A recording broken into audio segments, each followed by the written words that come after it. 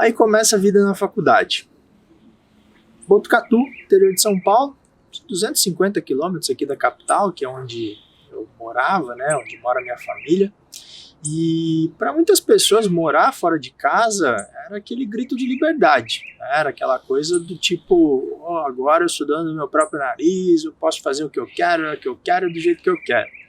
Eu, ali com meus 17, 18 anos, né, eu ainda sentia um pouco de receio, né, porque falei, eu tenho muito essa coisa familiar, né, eu tenho muito o elo, né, de ligação com a questão familiar, e realmente era uma dúvida, talvez, assim, em termos de estar fora, estar longe de casa, né, estar longe dos meus familiares, que era uma dúvida, assim, que eu tinha ali, que, poxa, no começo, né, nos primeiros dias, realmente um ambiente diferente, pessoas que você não conhece, né, uma certa indecisão ainda se era aquilo que eu queria fazer na faculdade. Então todas essas dúvidas, mais a saudade de casa, poxa, em alguns momentos no começo assim foram bem difíceis, né?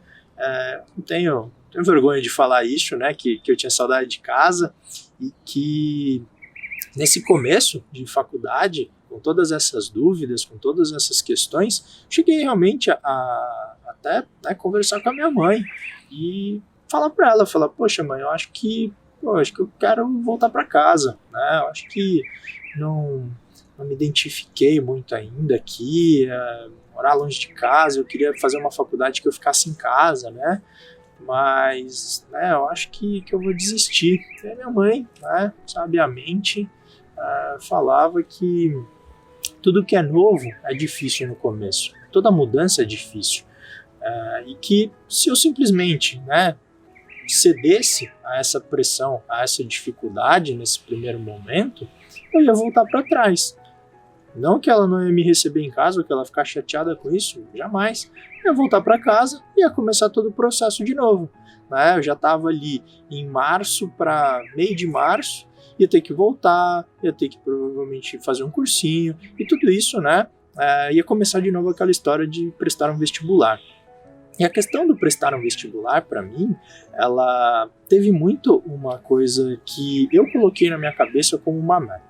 O vestibular, para mim, a faculdade, eu só prestei universidades públicas e estaduais. Né? Eu não prestei nenhuma universidade particular, por exemplo, para eu poder prestar alguma coisa em São Paulo e ficar em casa.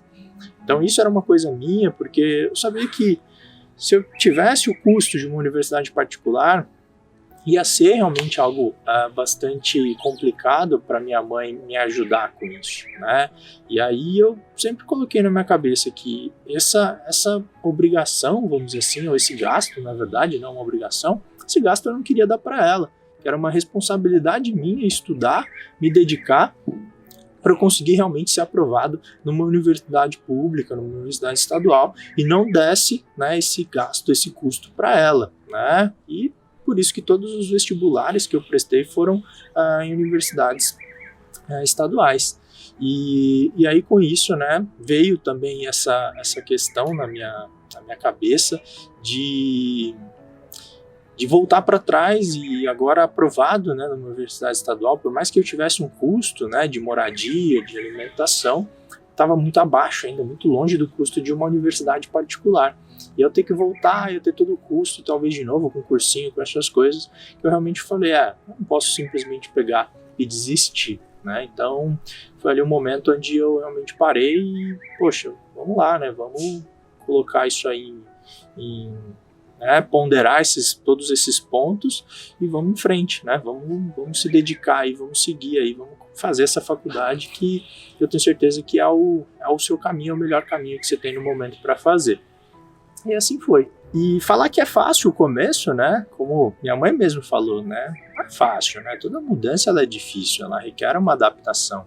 E até tem uma frase, né? Uma música, na verdade, de um grande amigo meu, que ela fala que nós lutamos uma guerra por dia, que nós vivemos em busca de paz, procuramos a felicidade e estamos longe da casa dos nossos pais.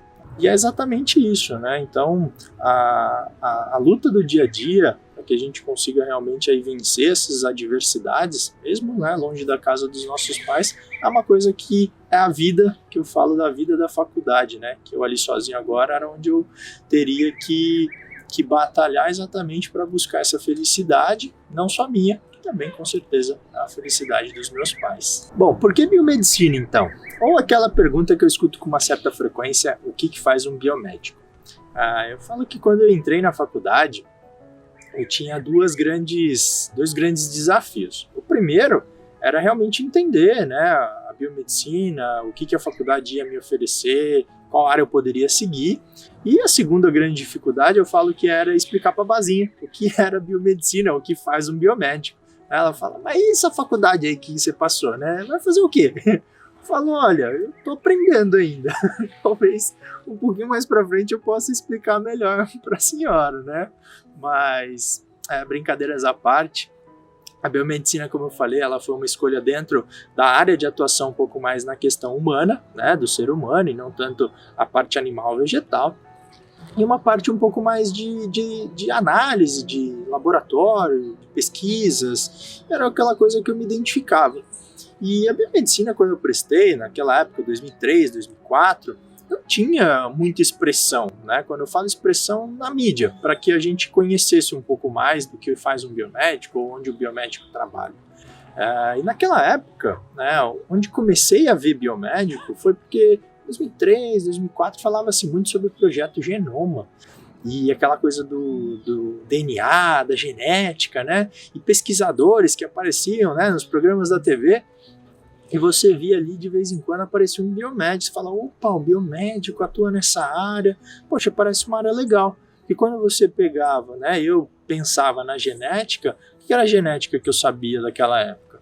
Era a genética que eu aprendia na aula de biologia, que eu aprendia no cursinho, que era as leis de Mendel, a ervilha amarela, a ervilha verde, azão, azinho, bezão, bezinho, né? Aquela coisa assim que a gente vê, que parece tão lógico, né? Tão simples a genética, que a gente aprende naquela época.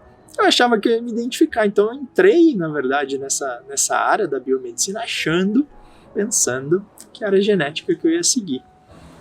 E no primeiro semestre já, né, quando você começa a ter contato com as disciplinas, a disciplina de genética, a genética molecular, eu falei, opa, não é bem por aí, né, o buraco é mais embaixo e, poxa, né, talvez não seja aquela coisa que eu tenha muita afinidade, que eu esteja muito disposto a aprofundar os meus estudos, né, não me identificava, realmente não me identifiquei. E aí veio aquela dúvida, que eu achava que eu tinha um conceito ou uma área que eu ia seguir, e aí fiquei naquela dúvida, e agora? O que eu vou fazer? Vou fazer na faculdade e vamos ver qual é, o que aparece, ou eu vou começar a pesquisar outra área? A biomedicina, ela é um curso integral, né? Pelo menos na Unesp, onde eu fiz, é um curso integral. E nós tínhamos algumas janelas, né, alguns períodos livres, onde a gente podia fazer estágio, escolher disciplinas optativas. E eu lembro, no meu segundo semestre, que eu estava fazendo a matrícula, né, nas disciplinas, tinha uma disciplina lá que me chamou muito a atenção, Fisiologia do Exercício. E a hora que eu vi essa disciplina, ela era oferecida apenas para o curso de biomedicina, e quem oferecia essa disciplina, o professor responsável, é um biomédico, né?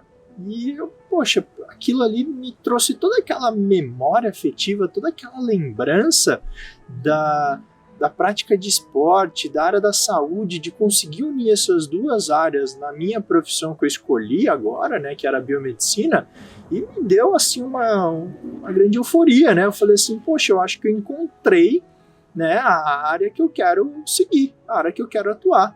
E fui, né, primeiro entender um pouco mais, ou conhecer, fui atrás do professor Roberto Carlos Burini, fui atrás para conhecê-lo, para tentar saber um pouco da disciplina, e, né, quando eu conheci ele, poxa, tá aqui o laboratório, né, a gente tem essa disciplina, e eu falei assim, professor, eu gostaria de um estágio, né, já no primeiro ano eu queria começar um estágio para realmente conhecer, aprender, entender o que o biomédico pode fazer nessa área.